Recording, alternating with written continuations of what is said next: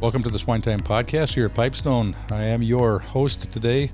My name is Spencer Wayne. I'm one of the staff veterinarians here.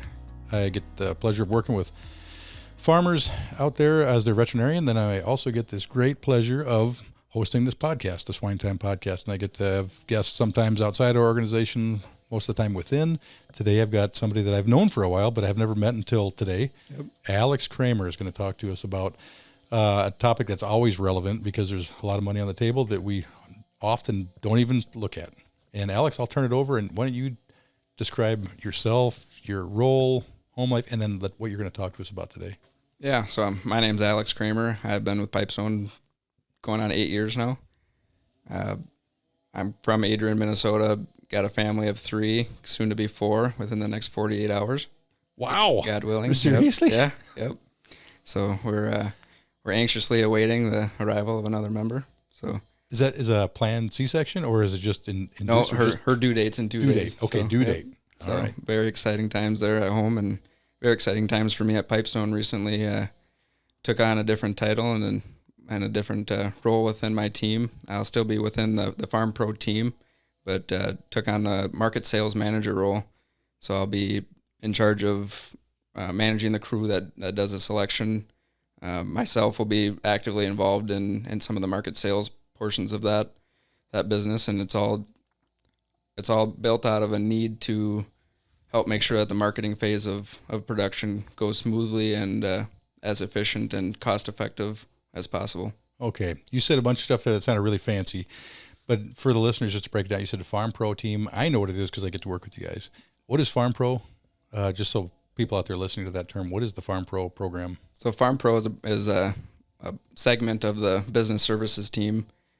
The FarmPro team is comprised of production consultants that start with the wean pig coming in the door and would help a farmer through the grow finish phase from wean to finish. Okay. Focus on grow finish. A lot of them are shareholders. You're there to advise, to help in all aspects of production. Outside of doing the daily chores, you're there as a support. Yep, that's correct. And then you said also your specific new title had to do with selecting pigs. Right. But you said it real fancy. But essentially it's get the right pig selected. That's correct. Is that it? Yep. Okay. What was the title? Market sales manager. Market sales manager. And the topic today, what are you going to talk to us about? Today we're going to talk about CV. We'll discuss a lot about CV and what that is and what it means, and also the market planning. So basically we're going to talk about making sure that the phase of selling the pigs goes as planned and without a hitch. Okay. I think Barry used to always say, hey, you can do everything right from breeding the sow to weaning the pig and managing everything perfectly. You get to the last couple of weeks of that group as they go out the door and screw it all up with how you sell the pigs. It's imperative. You know, we live in a very dollars and cents world in this economy, especially with commodity markets.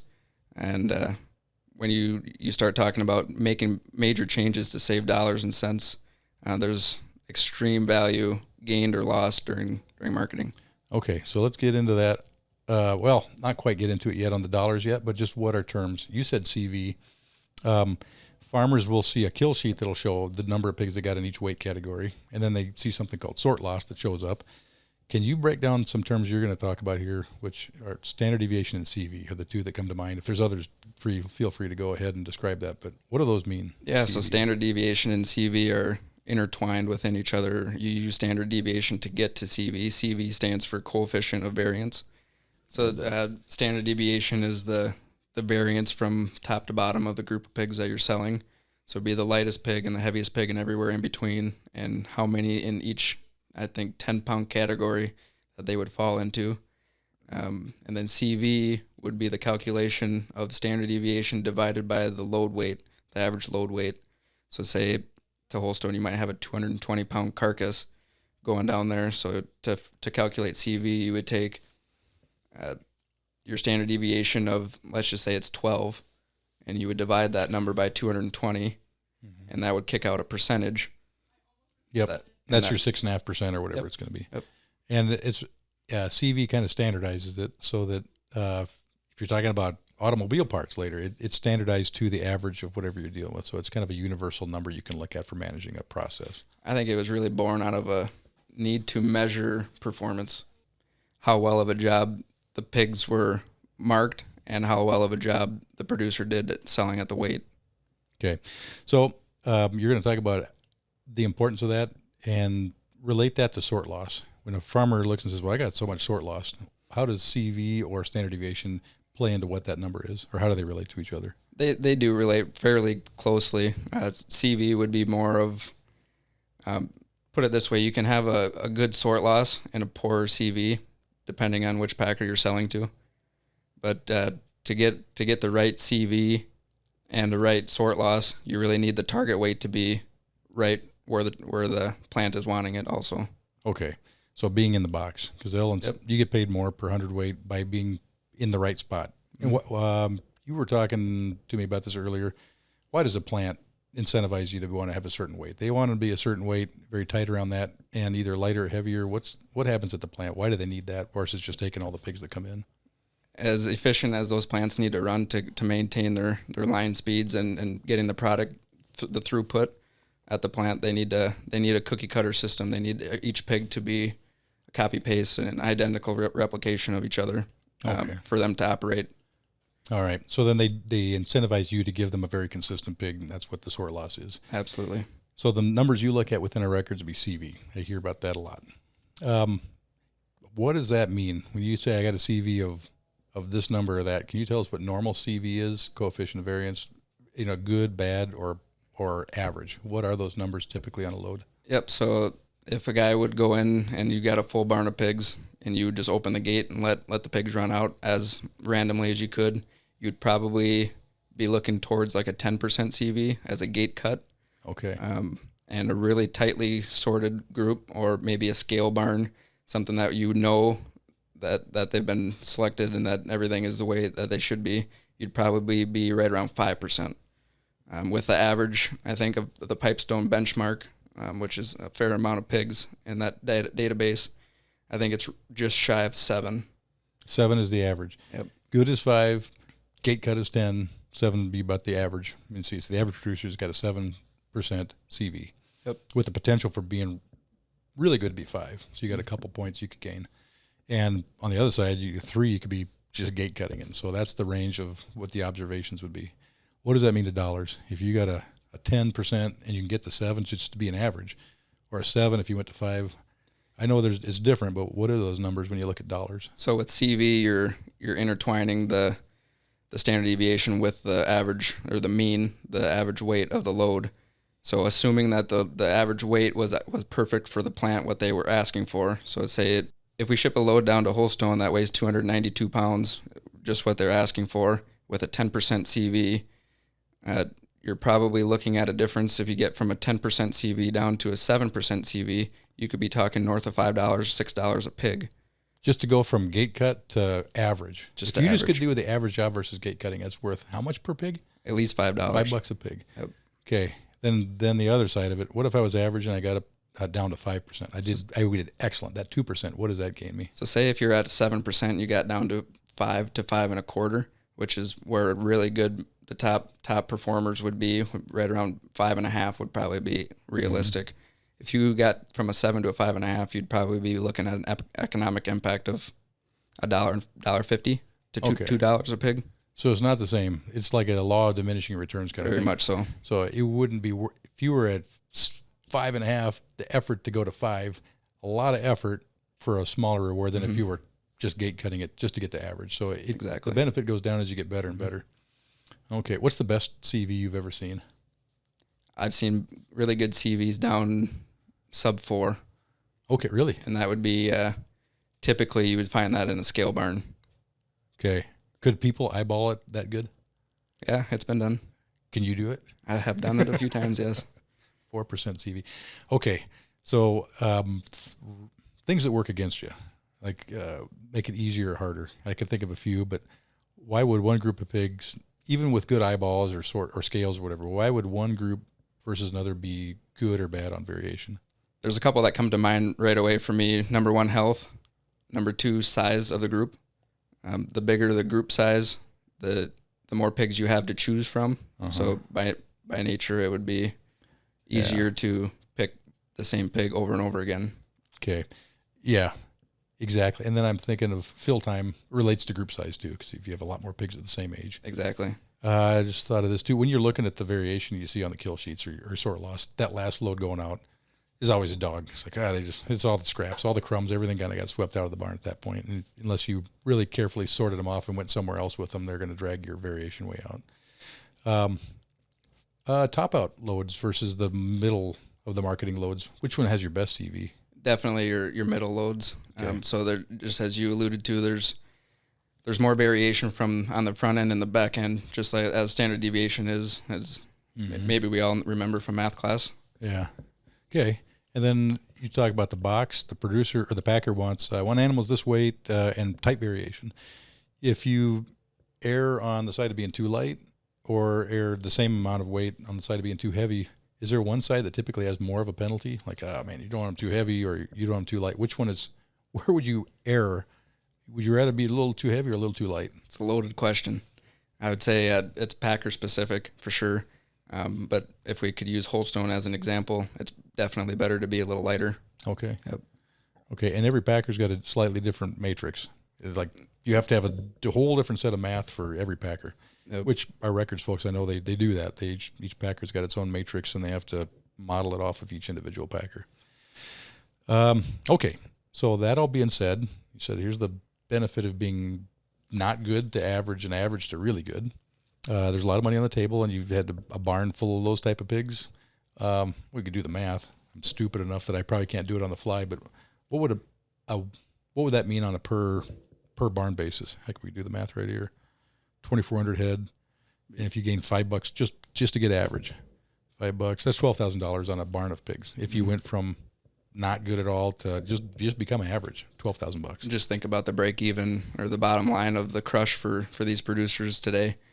That $5 a pig might be their profit margin. Yeah, we squabble about stupid things. Oh, don't use too much iron when they're in the fairing crate. That might cost you an extra nickel or something. So we get excited about a lot less than $5. Absolutely. But you don't see it, and you would see it if you started analyzing, and that's where the records come into play. That's where records are huge. Yep. Okay, so how does one get really good at finding the right pig and even guessing the right weight? Are there tools or pointers you got that you would say you use? I would say if I would say there's one thing that I use, have a plan when you're going to go into a barn.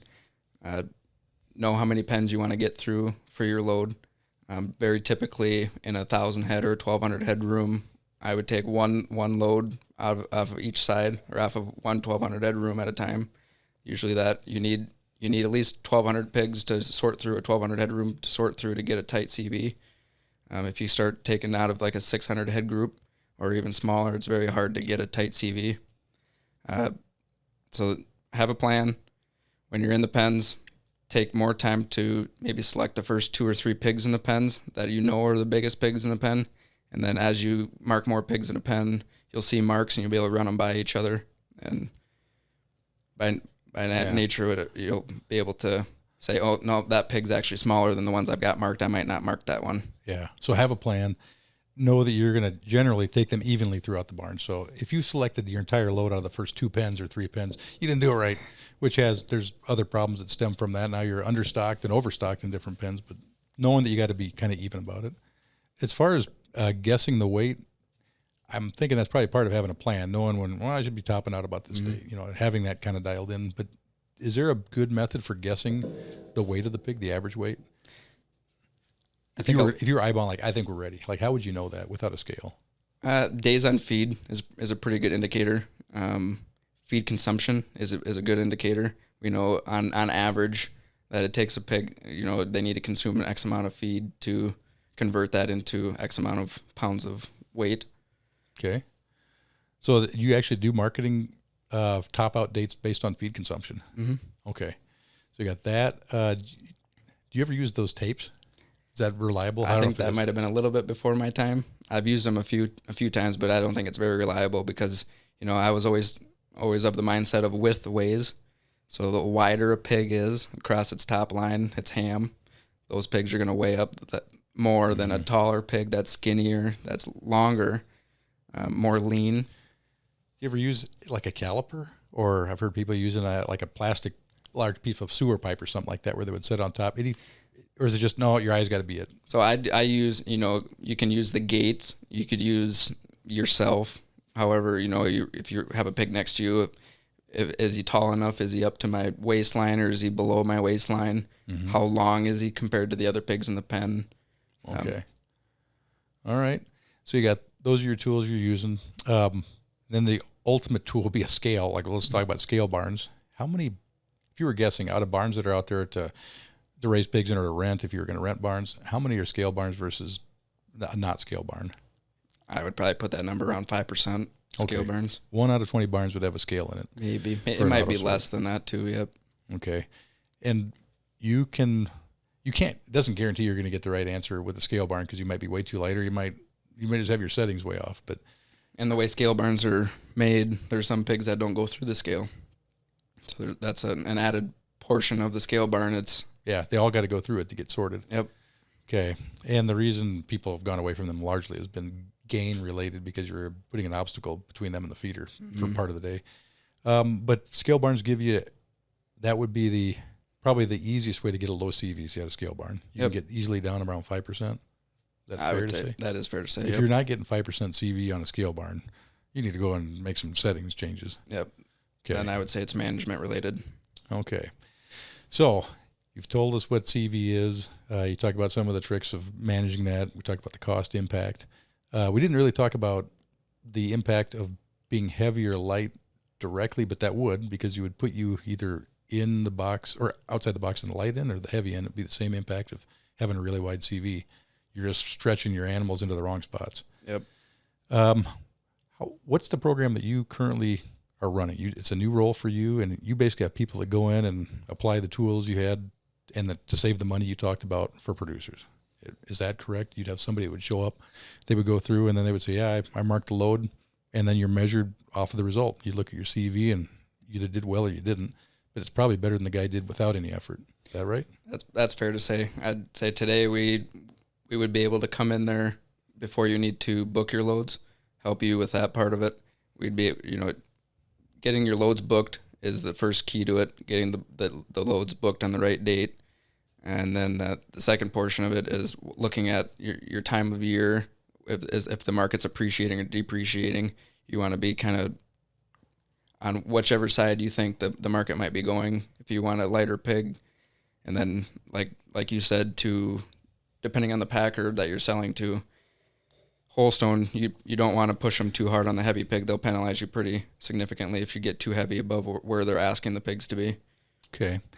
So I'm putting myself in the place of a farmer that's out there listening, saying, well, that sounds good. I understand there's money on the table. What keeps people from just doing good on their own? Obviously, you got a service that you're providing because there's value in it. Like, wow, the service costs this, but I gain way more by having a really excellent selection. Why don't more people just do a really good job on their own? How hard I have no idea what you might say for an answer, but why aren't farmers doing it more? I think maybe part of it is labor, time to do the job. Different barn designs might not sort quite as easy, so it might incentivize a guy or de-incentivize a guy to want to spend that extra 15, 20 minutes to sort the extra 2 or 3 pigs. Mm-hmm. Well, if you do that throughout a load, there might be 20 pigs that were marked that don't find their way on the truck, and those are probably the pigs that would make or break some good or poor CVs. Yeah, and I'm just thinking, every farmer, and it includes contract growers who are usually crop farmers on the side, how many things are you going to think about during the day you're distracted by that you got to do this or this? And so I would say, got to be largely a function of just distraction. You're not focused on it. You got to get out versus paying attention to the task. Very much so. And some of it is, like having a plan going into the barn, and then executing. Executing is a big thing. Executing on your plans, using the resources that you have available. If you have somebody that that might be a little better at it, then making sure that the right person's marking the pigs. I think for a lot of operations, it makes good sense to have one person dedicated to doing the job. By repetition, they would get more experience and they would naturally get better at marking the pigs. Okay. And I've seen that just with my team and my own experience. The longer you do it, just like anything, the better you get at it. All right. I meant to ask you this earlier, but You do it all the time. You're very good at it. Farmers might be varying levels, or contract growers might be varying degrees of skill at this. What's the worst situation you've seen, or where have you seen it really horsed up, and like what does that look like when it's not right at all? It's not just gate cutting. Is it actually worse than that, or what is the worst case scenario? I would say almost worst case scenario would either be gate cutting a group of pigs, or maybe there might be a situation where you have pigs going to different packers and that are asking for a different weight pig, and getting those sent to the wrong, because then that's a double whammy. You're getting hit sending a lighter pig when you should have sent it to the heavier plant, and vice versa. Or I heard one case where somebody had a sort barn and they sent the wrong sorted pen animal. They just got them flipped around, and whoever went in the barn to load it got the wrong pen, didn't take the selected group. Okay. Anything else you want to share? I'm just thinking, if you got a lot of experience with this, something else we should know for managing that product you're sending to the plant? I would just, a good take home for today for me, and something that I preach day in and day out, is to take the extra time to really make sure that you're getting the right animals on the load. Pay attention to the records. The records will tell you how you're doing. You can't benchmark yourself against your peers, or you can't, you don't know where you sit if you don't know the numbers. Mm-hmm. All right. So Alex, you've described a lot for us about the process of marketing, the pitfalls and the costs of doing it right or not doing it right. Now you have the service where you will come out and help farmers with that. Can you describe what that looks like? So I'm kind of teeing you up here. What is it that you do? Because it's a service offering, but they got to call you. Do they call you way before they're thinking about marketing their first load? Is this a long-term relationship type deal? I have no idea what the setting is. Can you describe that? Yep. So it can be anywhere from top to bottom or in between from what you just said. Typically, if somebody wanted our help with the whole portion of selling, the market sales and the market selection, I would say a good time to reach out would be when the pigs are 75, 80 days on feed, meaning post-weaning. And really then you'd get some good interaction and get some information to me and my team, and we'd be able to help you plan the sales of your loads.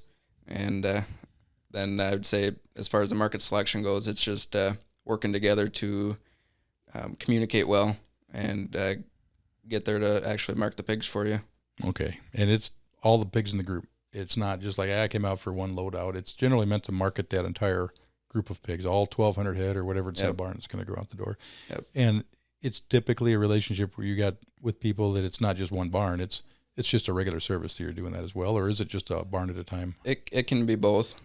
It can be, somebody that, like I said earlier, that it really works well when one person marks all of your pigs, because then it takes out one variance that you don't have to worry about. The same person's marking your pigs, so then you can weed out the numbers if you've got poor performing barns, and you can start to get to the bottom of why one barn is performing better or worse than the other.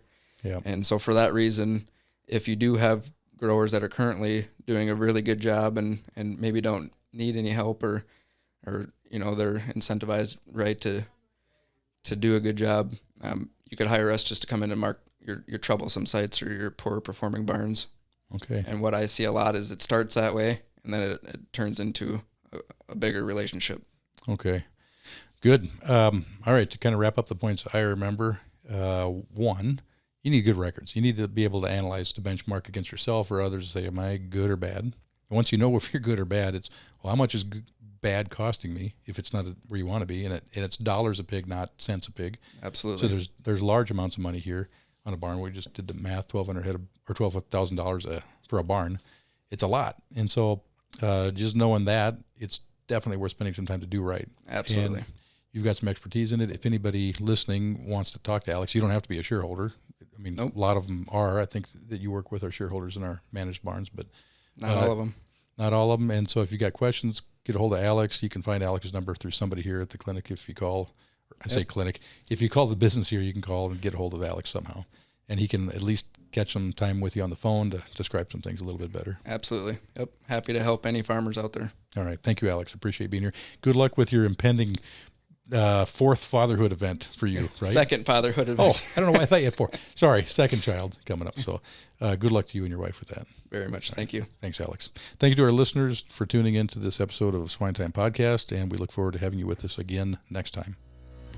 The SwineTime Podcast was created for the pork industry and individual pork producers around the country. Hosted by me, Dr. Spencer Wayne with Pipestone Veterinary Services, the podcast contains pork industry news, advancements in animal care, and how to enhance your productivity. Find the SwineTime Podcast at www.pipestone.com or on your favorite listening platform.